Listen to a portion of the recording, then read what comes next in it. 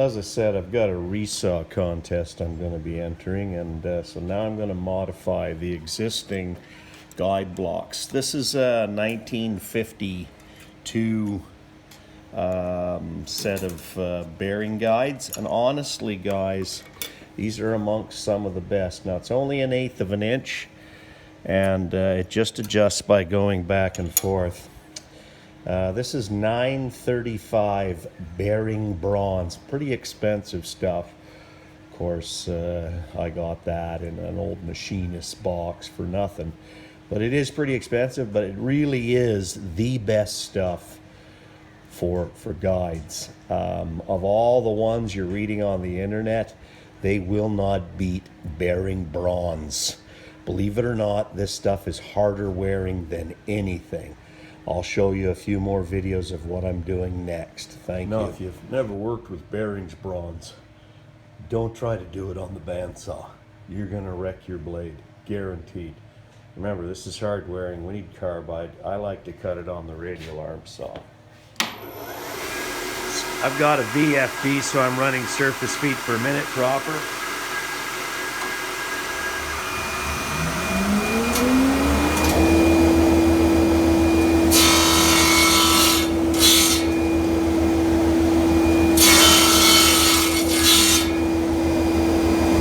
Say I'm just taking light cuts. I'll get through that pretty good. It actually does a very good machine surface. There it is, finished.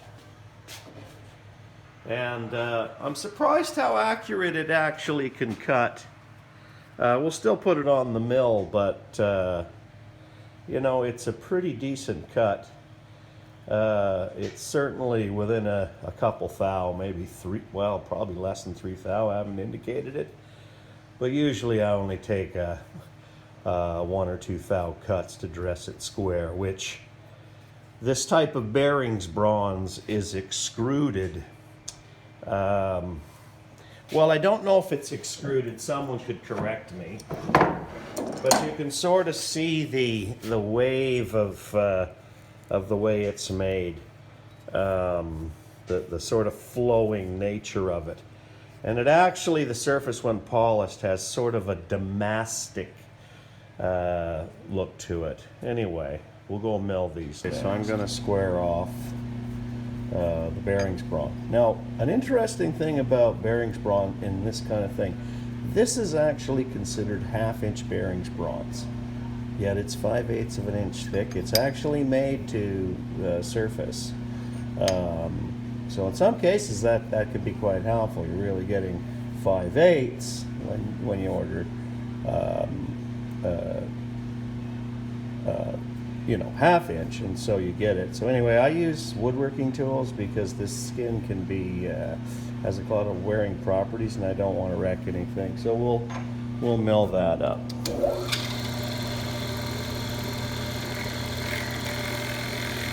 You can see it mills pretty easy. And you can see it's not quite level. I'm only taking off a few thou. So anyway, I'll do that, show you next.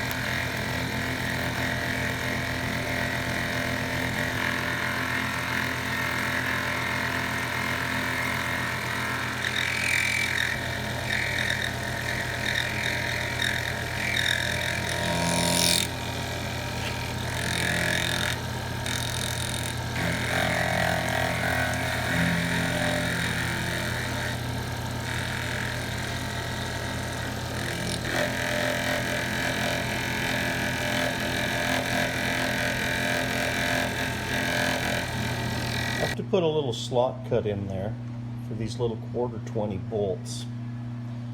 And if you've ever done layout work and you're trying to make things precise and you're a woodworker, here's an easy way to do it. So I just put in a 1/4-20 so it's bottomed and stiff, Then you just set up your square so that it'll just ride against its edge. I have this, which is it's just a little carbide scratch. And all you do, slide her down, hold it, scratch it, both sides, and it's going to give you the mark for your slot. So I'll do this side and I'll be done. Look for a video later today to see what I'm making.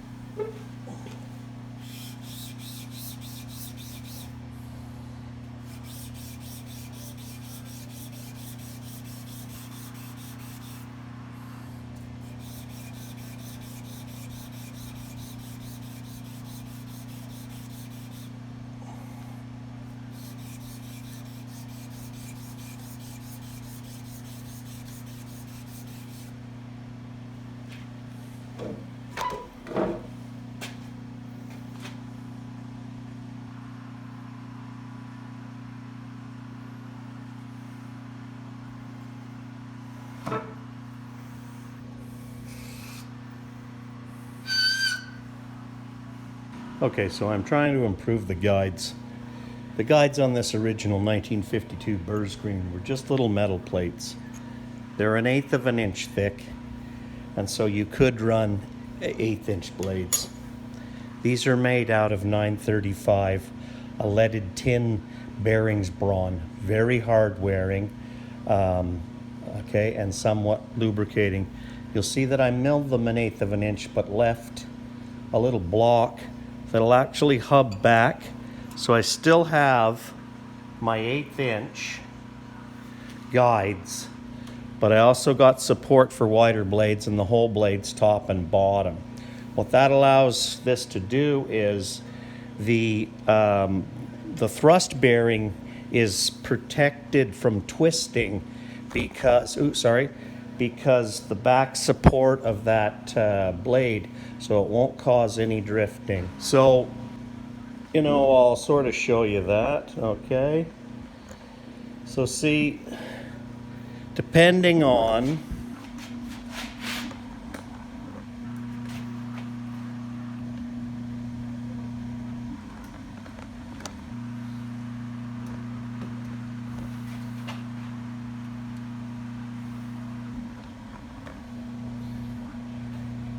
okay, so you can see the improvement here over the standard one, which is only 1/8.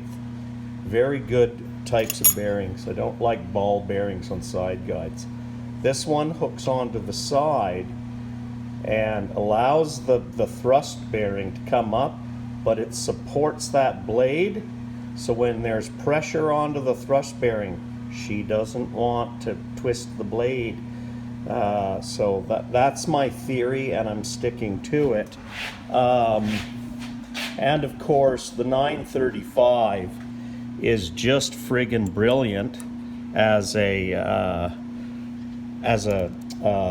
guide bushing, and these should last forever. Even if they don't last forever, you can flip them over and use both sides.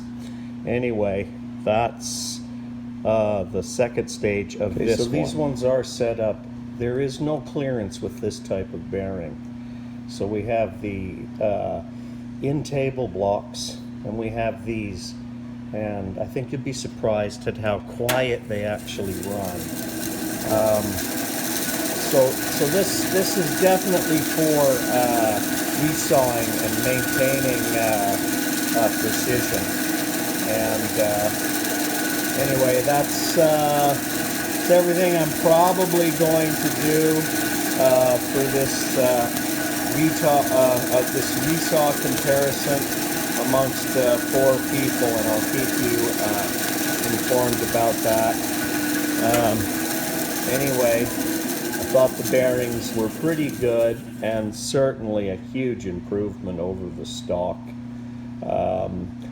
Proof's in the pudding, and we'll see how the resawing turns out. Okay, so this is just the last review. I've got the adjustment setter, so in other words, you can put little spacers in this, and that allows you to prescribedly set the blade over so that your resawing can come off the outside, or just remove your fence and put it on back on. We've got the throat plate that I showed with bearing blocks and those, so I'm almost set up to do my new resawing with this new example, and I think it's going to look and work really great. I've got guides in the table, I've got guides on the top, which I explained earlier will not allow the thrust bearing to twist the blade. So anyway, wish me luck. I'm supposed to beat something that's a brand new product.